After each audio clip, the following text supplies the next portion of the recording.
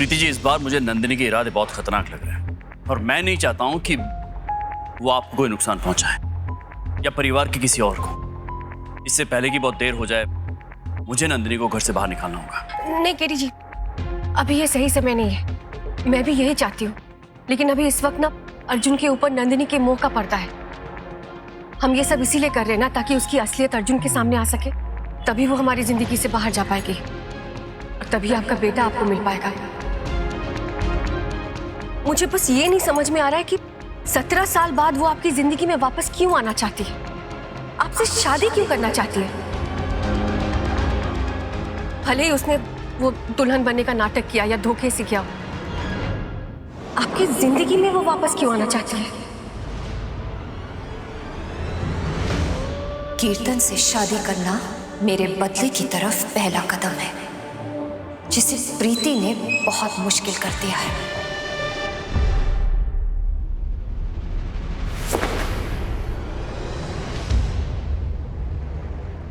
बहुत बड़ा बदला लेना है तुमसे कीर्तन।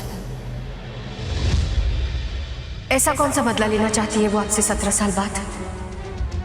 कीर्तन से शादी करके, उसे अपने प्यार में फिर से पागल करके, हनीमून पर ले जाकर 7 दिन तक ये खेल खेल कर 8वें दिन मैं उसे बताऊंगी कि मैं फिर से उसे धोखा देने आई हूं। उसे अपना वो राज बताऊंगी जिसे सुनकर वो बर्दाश्त नहीं कर पाएगा।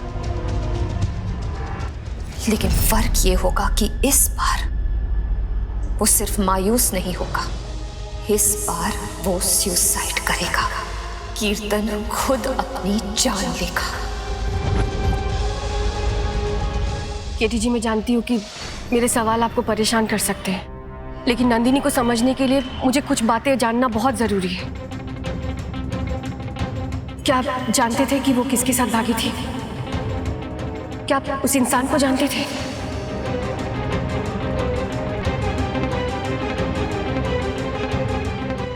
केटी जी, बोलिए ना। जानता था उसे।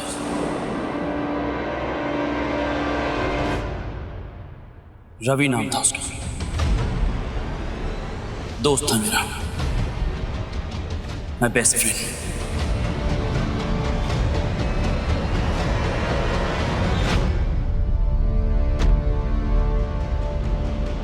एक तरफ रवि था और दूसरी तरफ नंदिनी। एक तरफ मेरा प्यार था, दूसरी तरफ मेरी दोस्ती, और दोनों ने मिलके, उस वक्त ऐसा लगा था कि किसी ने खंजर से 2 तरफा वार किया हो मुझ पर। एक मेरे सीने में और दूसरा पीठ में।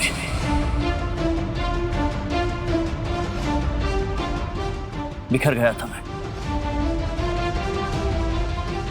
दुनिया लुट सी गई थी मेरी। समझ नहीं आ रहा था क्या हो गया मेरे साथ। लेकिन फिर भी मैं रवि से मिला, उससे बात की मैंने। उसे कहा कि क्या कर रहा है वो, कितनी बड़ी गलती कर रहा है।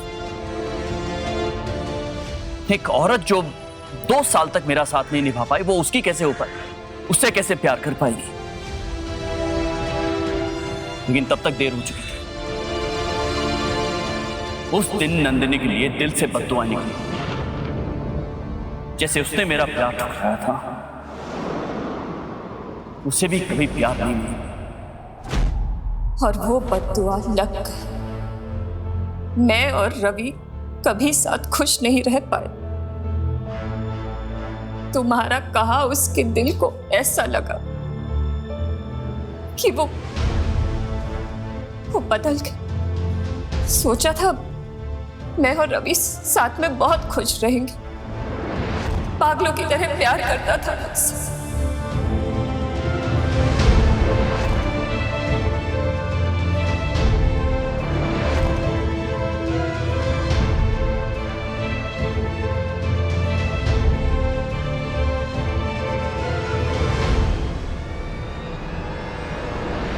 मगर तुम्हारी उस बद्दुआ ने नजर लगा दी मेरे और रवि के रिश्ते को।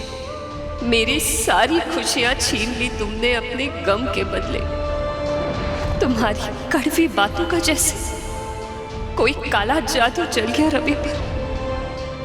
इतना बदल गया वो। मेरे चेहरे पर शिकन तक न सहने वाला रवि मुझे बस आंसू देता रहा।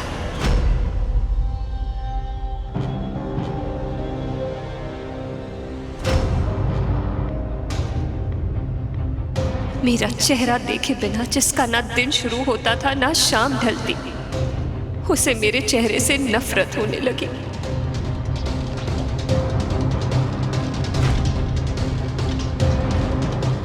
जिसने कभी शराब को हाथ नहीं लगाया था, उसे तुमने शराबी बना दिया।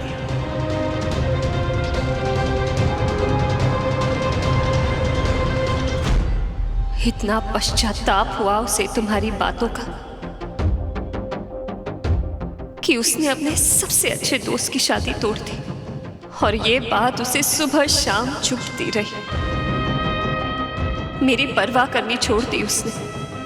मेरी तो क्या, खुद की भी परवाह नहीं की। खत्म कर दिया खुद को। तुम्हारी वजह से कीर्तन, तुमने मेरा हंसता खेलता रवि मुझसे छीन लिया। मेरी जिंदगी की हर खुशी को छीन लिया। तुमने खत्म कर दिया मेरा संसार। बर्बाद हो गई मैं उस दिन, और तरसती रह गई प्यार को।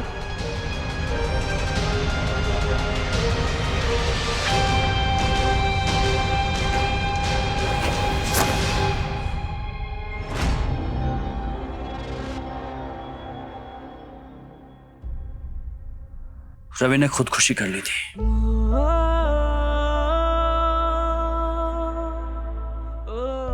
हैरान रह गया था मैं। कुछ समझ नहीं आ रहा था कि ऐसा क्या हुआ होगा उन दोनों के बीच में कि रवि को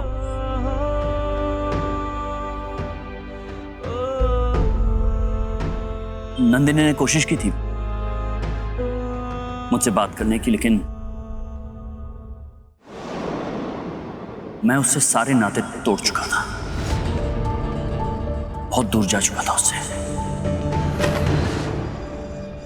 तुमसे मुझे कोई नाता नहीं रखना कीर्तन। तुमसे सिर्फ बदला चाहती हूँ। 17 साल इंतजार किया है मैंने, अब अपने मकसद के करीब आई हूँ। लेकिन वो 17 साल बाद वापस क्यों आई? शायद उसने अर्जुन को 17 साल तक अपने साथ इसलिए जोड़े रखा ताकि उसके जरिए वो आप तक पहुंच पाए। हाँ, अर्जुन मेरे 17 साल की तपस्या है। तुम्हें ठीक उसी तरह तड़प कर मरता हुआ देखने की, जिस तरह मेरा रवि मरा था। और अब प्रीति भी मुझे रोक नहीं पाएगी।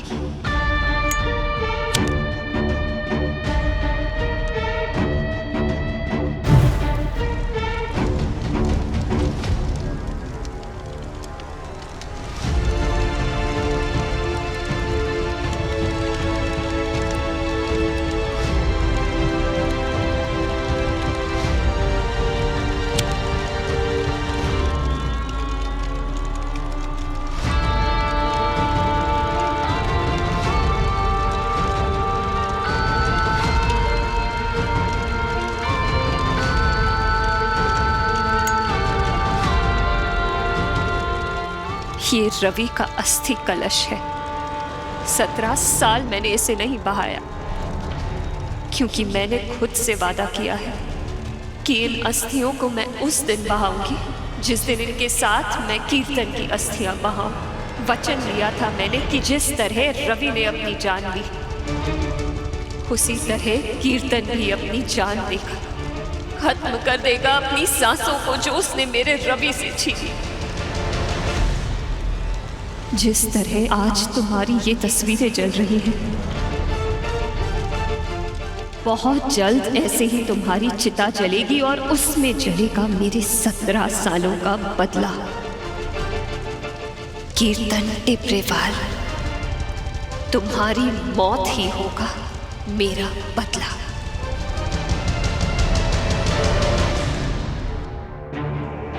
नंदिनी चाहे जो भी सोच कर आई हो, मैं उसके मकसद में उसे कामयाब होने नहीं दूंगी केटी जी। ये मेरा वादा है आपसे कि हम दोनों मिलकर उसका सामना भी करेंगे और उसे हराकर अपनी जिंदगी से बाहर निकाल फेंकेंगे। ये प्रीति प्रॉमिस है मेरा।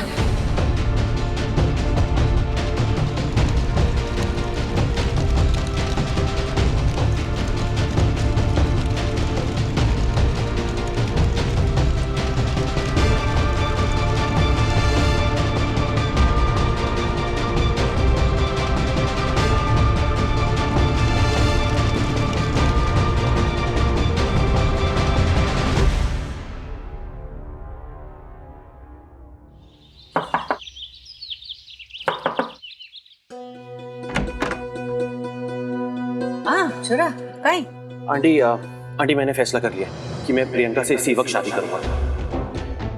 आप बस हमें आशीर्वाद दे दीजिए, बाकी सब मैं देख लूंगा। छोरा आते वक्त माथे पे चोट लग गई कहीं जो ऐसी बहकी बातें कर रहा है। आंटी आप तो मेरी बात समझिए, मेरा दिमाग अब जाके तो ठीक हुआ है।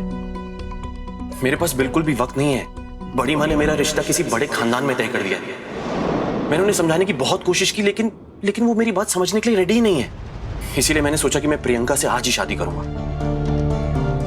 चाहता तो था कि अपने पूरे परिवार के आशीर्वाद के साथ शादी करूं, लेकिन मेरे पास और कोई रास्ता नहीं बचा है। इसीलिए प्लीज आप हमारा साथ दे दीजिए।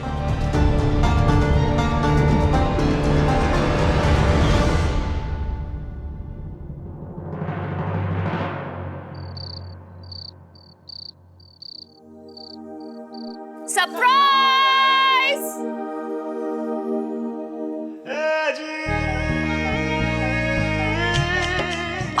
Oh my God. Oh my God.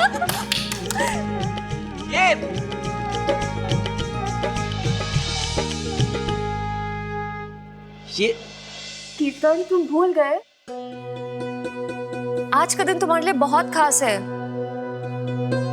तुम्हारी सुपरहिट फिल्म म्हारा बेवफा सनम को 25 साल पूरे हो गए।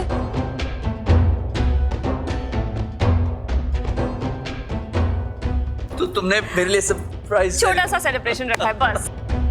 माय गॉड, मारा बेवफा सनम, क्या बात है। 25 साल हो गए। हाँ मतलब पता ही नहीं चला, मैं तो मतलब भूल ही गया था। लेकिन मेरी नंदू को सब कुछ याद था। सिर्फ इतना ही नहीं, मुझे तुम्हारी छोटी से छोटी बात याद है। जैसे कि मुझे ये याद है कि ये फिल्म तुम्हारे करियर की सबसे बड़ी हिट थी और इसके लिए तुम्हें राजस्थान आइकन अवार्ड भी मिला था, right? Thank you so much Nandu. ये होता है सच्चा प्यार।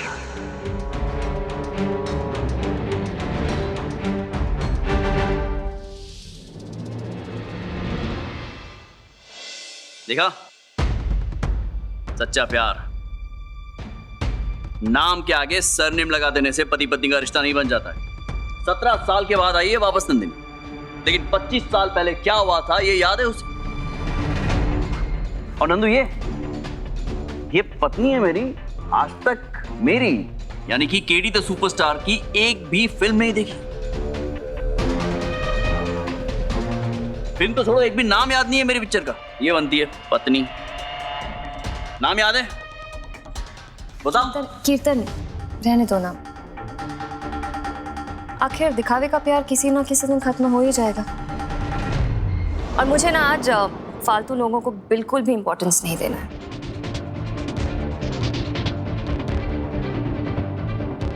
पता है, मैं अभी अर्जुन को तुम्हारे इस फिल्म के क्लाइमैक्स सीन के बारे में बता रही थी। क्या परफॉर्मेंस दिया था तुमने। तुम अर्जुन के सामने वो सीन एनैक्ट करके बताओगे क्या एक बार? ताकि उसे भी पता चले कि केटी पा का जादू आज भी चलता है। इस फिल्म का क्लाइमैक्स? नहीं Nandu, I don't think Arjun के लिए ठीक होगा देखना।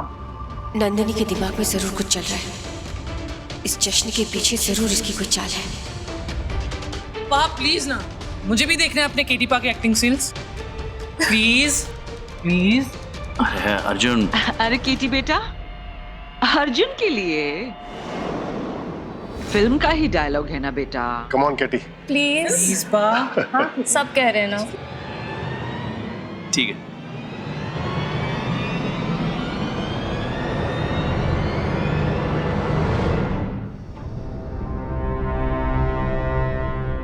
बस अब और नहीं सहा जाता, ना ही बर्दाश्त हो रहा है। मैं ये दुनिया छोड़कर जा रहा हूं। मेरी मौत का जिम्मेदार किसी को ना ठहराया जाए। मैं ये कदम बहुत सोच समझ के अपनी मर्जी से ले रहा हूं। मेरे जाने के बाद मुझे भूल जाना।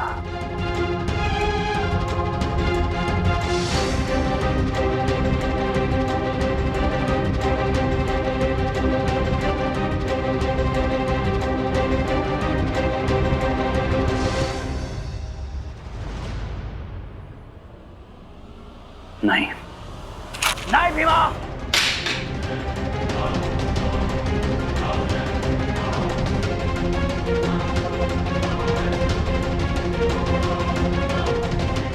ये क्या कर रहा है भीमा? एक छोरी रे वास्ते तू अपनी जान ले रहा है? नहीं, हमारे साथ धोखा हुआ है। उस धोखेबाज प्रियाली रे वास्ते मैं अपनी जान दूं कोनी। मैं अपनी जान दूं कोनी। मैं अपनी जान दूं कोनी।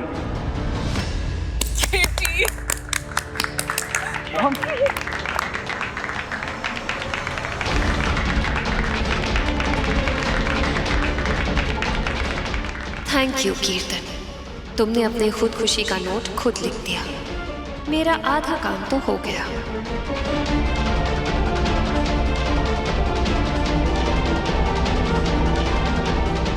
क्या करना चाह रही है नंदिनी?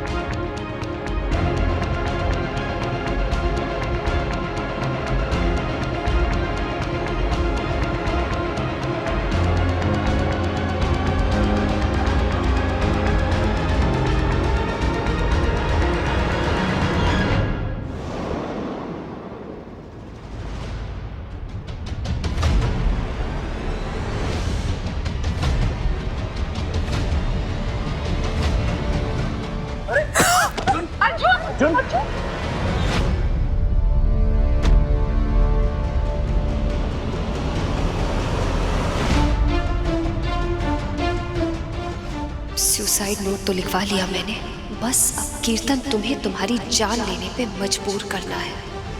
चलो चलो तुम कमरे में चल के आराम करो। चल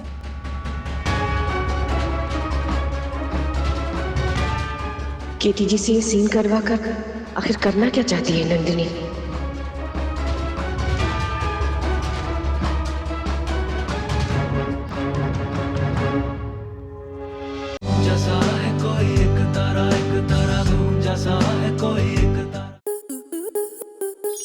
स्टार प्लस के ऐसे ही और बेहतरीन लम्हे देखने के लिए सब्सक्राइब करें हमारे YouTube चैनल को।